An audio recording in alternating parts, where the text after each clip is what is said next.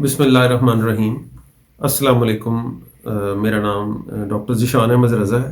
میں اینڈرولوجسٹ اور اینڈروجیولوجسٹ ہوں۔ آج مردانہ بانجھ پن یعنی میل سب فرٹیلیٹی کے سیکشن میں جس ویڈیو کے ساتھ میں آپ کی خدمت میں حاضر ہوں، اس کا موضوع یہ ہے کہ مردوں کی ایویلیویشن کے لیے جو سیمن ٹیسٹ یعنی منی ٹیسٹ کرایا جاتا ہے، وہ کتنے منی ٹیسٹ ہونے ضروری ہیں۔ یہ ایک بہت بار پوچھا جانے والا سوال ہے کہ شادی کو 1 سال گزر گیا ہے اور حمل نہیں ہو پایا، تو عورت کی جو ایویلیویشن ہوگی وہ گائنیکالوجسٹ کریں گی، لیکن جو مرد کی ایویلیویشن کے لیے جو پہلا ٹیسٹ ہے، اس کو سیمن انالیسس کہتے ہیں، وہ کتنے ٹیسٹ ضروری ہیں چیک اپ سے پہلے؟ تو یہ بہت امپورٹنٹ کویسچن ہے جس کا علم ہونا بہت ضروری ہے۔ تو اس میں اہم ترین جو بات ہے، اس کے لیے سب سے پہلے ہم لٹریچر سے مدد لیں گے، یعنی سائنسی تحقیق سے مدد لیں گے۔ جو سائنسی تحقیق ہے جس کو میڈیکل ریسرچ کہتے ہیں، اس کے اندر جو سیمن انالیسس کی رپورٹس ہیں وہ کم سے کم 3 رپورٹس کروانا لازمی ہے، اس تاکہ میل فیکٹر کی یعنی مردانہ صلاحیت کا اندازہ لگایا جا سکے۔ اس کا مطلب یہ ہے کہ مرد کے اندر باپ بننے کی صلاحیت موجود ہے یا باپ بننے کی صلاحیت نہیں ہے، یا باپ بننے کی صلاحیت میں جو رکاوٹیں ہیں اس کا اندازہ لگایا جا سکے۔ تو اس کے لیے 3 سیمن ٹیسٹ کرانے لازمی ہیں۔ اب یہ 3 ٹیسٹ ہی کیوں کرانے لازمی ہیں، اس کے لیے ہم تھوڑا سا اس کا بیک گراؤنڈ دیکھ لیتے ہیں۔ اب سائنسی تحقیق، میڈیکل ریسرچز زیادہ تر ترقی یافتہ مغربی ممالک میں ہوتی ہیں، اور انہوں نے ریسرچ سے یہ دیکھا ہے، کچھ وجوہات جو انہوں نے نکالی ہیں ان کو میں اس ویڈیو کے اینڈ پہ آپ کو بتاؤں گا، لیکن جو انہوں نے وہ معلومات نکالی ہیں اس کے مطابق کسی بھی میل کی، کسی بھی مرد کے باپ بننے کا صلاحیت کا بہترین اندازے کے لیے کم سے کم 3 منی ٹیسٹ کی یعنی 3 سیمن انالیسس کی رپورٹس ہونا لازمی ہے۔ یہ کتابوں میں بھی لکھا ہوا ہے، لٹریچر میں بھی ہے، اور یہی چیز ریسرچ سے بھی ثابت ہے۔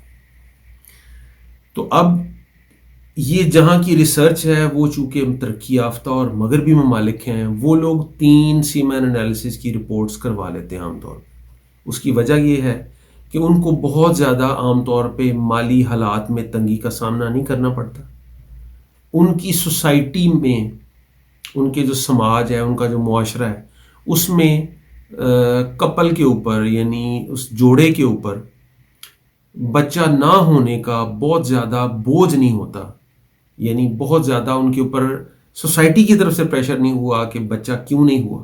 جیسے ہماری سوسائٹی کے اندر تیسرے چوتھے مہینے ہی لڑکی اور لڑکا یعنی جو اس جوڑے کے دونوں میاں اور بیوی ہیں، ان دونوں سے ان کے والدین، دوست، رشتہ دار سب پوچھنے لگ جاتے ہیں کہ بھی ابھی تک کوئی خوشخبری کیوں نہیں آئی۔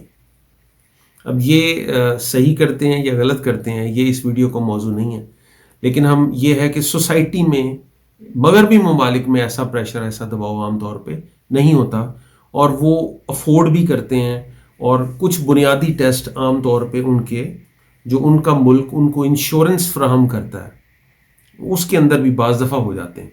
تو اس وجہ سے وہ لوگ 3 ٹیسٹ بڑی آسانی سے کرا لیتے ہیں۔ ہمارے ملک کے اندر جب مرد کی ایویلیویشن کا، سیمن ٹیسٹ کا آئے، تو عام طور پہ ذہن یہی ہوتا ہے کہ ایک ٹیسٹ سے ہی ڈاکٹر کو اندازہ ہو جائے گا کہ میرے اندر کیا پرابلم ہے۔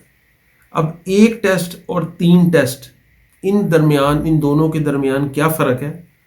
ایک ٹیسٹ کرانے کے کیا نقصانات ہو سکتے ہیں اور 3 ٹیسٹ کرانے کے کیا فائدے ہیں؟ یعنی وہ 3 ٹیسٹوں کی ایویلیویشن وہ کس طرح سے ایک ٹیسٹ سے سپیریئر ہے، اس کے بارے میں میں کچھ وجوہات اب آپ کو عرض کروں گا۔ پاکستان میں عام طور پہ جب لوگ آتے ہیں اور شادی نہیں ہوتی ہے تو عام طور پہ ایک ہی رپورٹ ہوتی ہے۔ اگر شادی کو 4 یا 5 سال سے زیادہ کا عرصہ گزر جائے اور حمل نہ ٹھہرا ہو، تو مرد کے پاس یعنی میلز کے پاس جو پیشنٹس آتے ہیں ان کے پاس 3 یا 4 رپورٹس ہوتی ہیں سم ٹائم اس سے زیادہ بھی ہوتی ہیں، لیکن کثرت سے لوگوں کے پاس 1 یا 2 رپورٹس ہوتی ہیں. تو اور وہ رپورٹس کا جو وقفہ ہوتا ہے آپس میں وہ بھی کم از کم 1 سال کا ہوتا ہے. یعنی شادی سے 1 سال بعد ایک رپورٹ کرائی، پھر دوسرے سال رپورٹ کرائی، پھر تیسرے سال رپورٹ کرائی. اب اس کا سٹینڈرڈ کیا میں آپ کو بتاتا ہوں، یہ ذرا سب سے امپورٹنٹ بات ہے. سٹینڈرڈ یہ ہے کہ کم از کم آپ کو جو رپورٹ کرانی ہے وہ 1 ماہ کے وقفے سے کرائیں، اور ایک ہی لیبارٹری سے کرائیں، اور ایک ہی بندے سے جو وہاں پہ ہو اس سے کروائیں. اب 1 ماہ کے وقفے سے کم از کم 2 رپورٹس کرانا لازمی ہے، بلکہ بہتر ہے. اندازہ تو 1 رپورٹ سے بھی ہو جائے گا، لیکن 2 رپورٹس کرانا بہتر ہے. تو اب میں آپ کو کچھ وجوہات بتاؤں گا کہ زیادہ رپورٹس کرانے سے زیادہ بہتر تشخیص اور اندازہ کیسے لگایا جا سکتا ہے. اس کی پہلی ریزن یہ ہے کہ مختلف لیبارٹری کے اندر مختلف لیبز کے سسٹم ہوتے ہیں. کچھ لیبارٹریاں جو ہیں ان کے پاس بڑا جدید سسٹم ہوتا ہے، کچھ لیبارٹریاں جو ہیں وہ اسی پرانے سسٹم پہ چل رہی ہوتی ہیں، تو جس کے اندر سپرم ٹیسٹ کی پروسیسنگ کا وہی پرانا سسٹم ہوتا ہے، یا وہی پرانا میتھڈ استعمال ہوتا ہے، پورا ہی پرانا طریقہ استعمال ہوتا ہے، جو کہ کافی عرصہ دراز سے چل رہا ہے.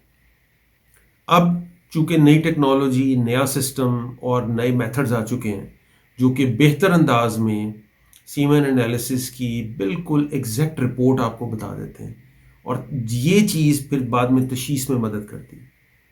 تو وہ ایسی لیبارٹری چوز کریں آپ جس کے اندر جو لیٹسٹ اکوپمنٹ سے لیس ہو، اور جس کے اندر جو رپورٹس آپ کو بہترین رزلٹ دے سکے. دوسرا جو طریقہ ہوتا ہے وہ یہ ہوتا ہے، اس کی دوسری بڑی وجہ جو ہے وہ زیادہ کرانے کی یہ ہے کہ منی ٹیسٹ کرنے والا جو بندہ ہے وہ کتنا کوالیفائڈ ہے. اگر تو وہ منی ٹیسٹ کے جدید ترین طریقے سے آگاہ ہے اور وہ اسی کو پریکٹس کرتا ہے، تو وہ آپ کی منی کی رپورٹ کو زیادہ بہتر انداز میں انٹرپریٹ کر سکے گا، یعنی زیادہ بہتر انداز میں اس کا نتیجہ نکال سکے گا. اور وہ نتیجہ نکال کے جیسے بہتر نتیجہ ہوگا اتنی ہی تشخیص اچھی ہوگی، اتنا ہی علاج فائدہ مند ہوگا. تو یہ اس کی دوسری وجہ تھی. اس کی تیسری وجہ جو ہے وہ یہ ہے کہ کچھ لیبز ہیں جو کہ بہت ایکٹیولی اس ٹیسٹ کو پرفارم کرتے ہیں، کیونکہ اس ٹیسٹ کی ایک بڑی اہم جو ریکوائرمنٹ ہے، ضرورت ہے، وہ یہ ہے کہ جیسے ہی منی کا سیمپل نکلے، وہ نکلنے سے لے کے لیب ٹیسٹ کا آغاز، لیب میں پہنچنے تک، وہ آدھے گھنٹے کے اندر سیمپل پہنچ کے اس کا پروسیس شروع ہو جانا چاہیے. اگر وہ سیمپل آدھے گھنٹے سے زیادہ چلا گیا ہے، یا پیشنٹ مریض جو گھر سے سیمپل لے کے آ رہا ہے وہ تو ٹائم سے پہنچ گیا ہے، لیکن اس کا پروسیس ٹائملی سٹارٹ نہیں ہو سکا، سیمپل خراب ہو جائے گا. اگر پیشنٹ ٹائم سے بھی پہنچ گیا ہے اور مطلب وہ سیمپلنگ جو ہے، وہ سیمپلنگ کے لیے جو اس کو پروسیس ہے اس کو وقت پہ سٹارٹ نہیں کیا گیا، تو بھی رزلٹ نہیں صحیح آئیں گے. آخری اور سب سے اہم چیز جو یہ ہے وہ یہ ہے، دیکھنا یہ ضروری ہے کہ ایک لیبارٹری کے اندر دن میں کتنے سیمن ٹیسٹ ہوتے ہیں. اگر تو ایک لیب کے اندر کو 15 دن بعد ایک سیمن ٹیسٹ ہو رہا ہے، تو آپ اس کی کوالٹی اور آپ اس کی مستند بن، یا آپ یہ کہہ لیں کہ ان کی اسپیشلٹی کا، یا آپ ان کے تجربے کا اندازہ لگا سکتے ہیں.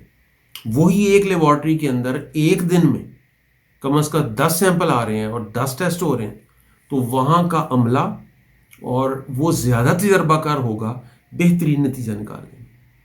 آخری بات یہ کہ وہ پھر آپ کو ان کو کی طرف سے آپ کو گائیڈنس بھی لازمی ہے. وہ گائیڈنس جو ہے وہ یہ ہے کہ جو کچھ لوگ سیمپل دیتے ہیں لیب میں آ کے، وہ اس کو لوبریکیشن کے لیے کچھ آئلز استعمال کرتے ہیں، زیادہ تر صابن یا شیمپو کا استعمال کرتے ہیں، جس کی وجہ سے اس کی کیمیکل جو اندازہ ہوتا ہے، کیمیکل، آپ اس کو کیمیکل کانٹینٹس کہہ لیں، وہ لیب کے اندر جو کیمیکل کانٹینٹس ہیں وہ سیمن کے خراب ہو جاتے ہیں، جس کی وجہ سے رزلٹ خراب ہو جاتا ہے. تو یہ 5-7 وجوہات ہیں جس کو ذہن میں رکھتے ہوئے آپ اچھی لیبارٹری سلیکٹ کریں، جس لیبارٹری کے میں رزلٹس جو ہیں وہ بہترین آئیں، جو کہ ٹائم سے آپ کا سیمپل پروسیس کریں، جس کا بندہ کوالیفائڈ ہو، جو دن میں کافی سارے سیمپلز کا رزلٹ نکالتا ہو، اور جن کے پاس لیٹسٹ اکوپمنٹ ہو۔ تو یہ میں آپ کو اپنی بھی تھوڑا سا بتا دیتا ہوں کہ کون سی لیبز ہیں جو بہت بہتر ہیں۔ لاہور کے اندر میں پچھلے عرصے سے جس لیبز کی طرف وہ بھیج رہا ہوں وہ حمید لطیف کی لیب ہے۔ حمید لطیف ہاسپٹل کی لیب کے اندر ان کا ایک لائف سیکشن ہے، تو وہاں سے وہ بہت اچھے سیمن کر کے بھیجتے ہیں۔ اس کے علاوہ کچھ اور لیبز ہیں، جیسے آپ آغا خان کی لیبارٹری، وہ سیمن انالیسس بہت اچھا کرتے ہیں۔ اس کے علاوہ ایک نئی لیبارٹری ہے، اس کا نام ہے اسلام آباد ڈائگنوسٹک سینٹر، وہ سیمن انالیسس بہت اچھا کرتے ہیں۔ کچھ اور لیبارٹریز بھی ہیں بڑی بڑی، لیکن یہ 3 لیبارٹریز میں نے آپ کو اس لیے چوائس بتا دی، کسی ایک کی فیور نہیں کی۔ ان 3 میں سے آپ کسی سے بھی اپنے سیمپلز کروا کے، بہتر تو ہے کم از کم 2 سیمپل ہو جانے چاہیے، لیکن کم از کم اس کا پھر یہ ہے کہ 1 سیمپل تو ضرور کروائیں، کیونکہ 3 سیمپلز کا رواج ہمارے یہاں ابھی نہیں ہے، تو یہ 1 یا 2 سیمپل ہونا لازمی ہے، تاکہ مرد کی باپ بننے کی صلاحیت کا بہتر اندازہ لگایا جا سکے۔ والسلام۔ اس ویڈیو میں آج اتنا ہی، اس کے بعد اس کی اور ویڈیوز کے ساتھ آپ کی خدمت میں ضرور حاضر ہوں گے۔ خدا حافظ۔